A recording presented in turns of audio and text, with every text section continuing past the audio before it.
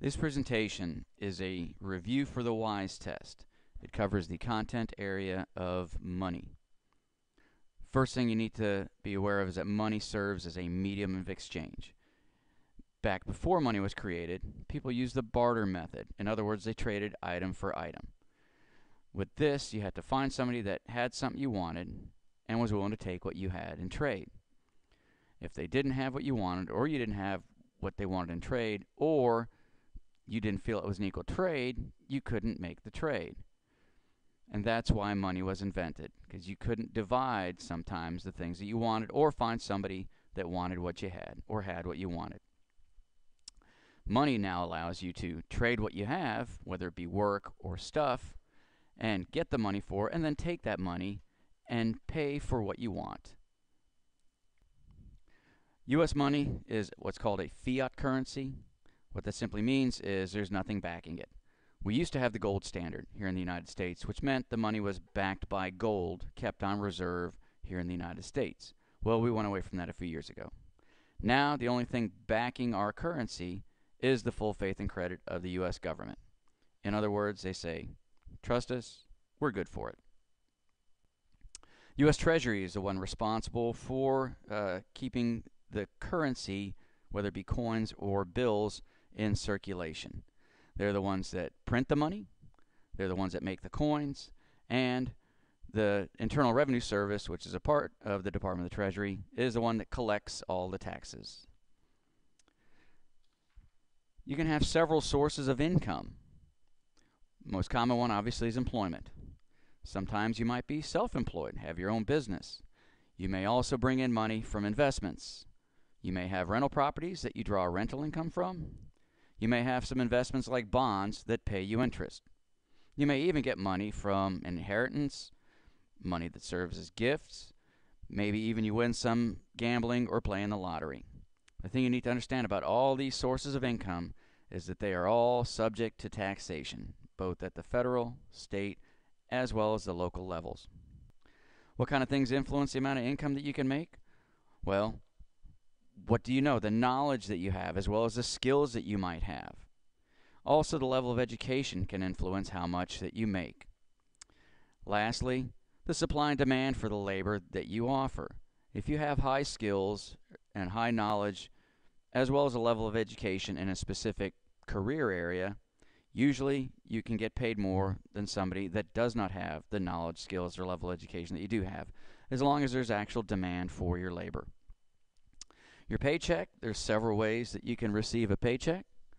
First, you might be on salary.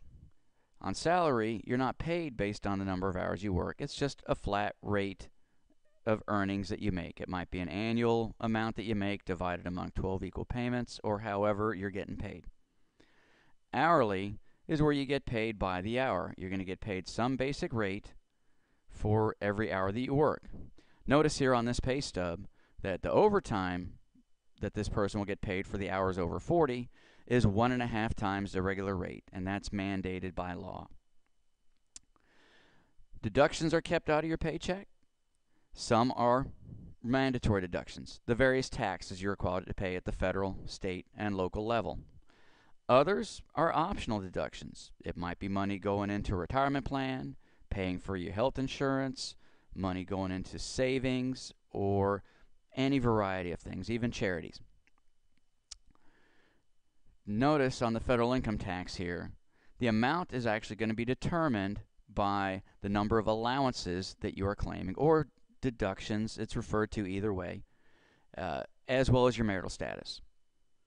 Married pay less than single, and the more allowances that you claim, the less that will be kept out of your paycheck in income tax at the federal level.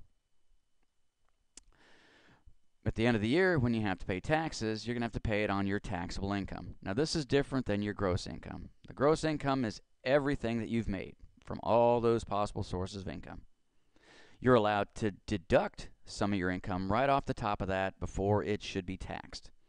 Standard deduction in 2016 is $10,300, but you can actually have more deducted off of your income depending on whether you have money going into healthcare pre-tax, whether you have money going into investments pre-tax, or other things you're allowed to deduct when you actually file your taxes. Once you get rid of all those deductions, you now have what's called taxable income, which is now taxed. And it's taxed at a progressive rate. What that simply means is the higher portions of your income will be taxed at higher percentage rates.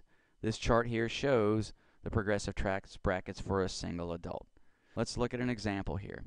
The person making $75,000, only taking the standard deduction, has a taxable income of a little over $64,000. That allows that $10,300 to be taken off the top. The first $9,275 will be taxed at 10%. In other words, that portion they'll pay $927.50 tax on. The next $28,375 gets taxed at 15%.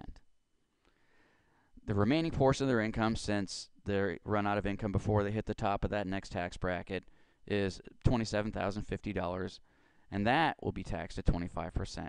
So as you see, the higher you go in income, those higher portions of your income will be taxed at higher rates. That is known as progressive taxation. The thing you have to keep in mind also is that when you're doing your tax returns, they have to be filed by April 15th of every year.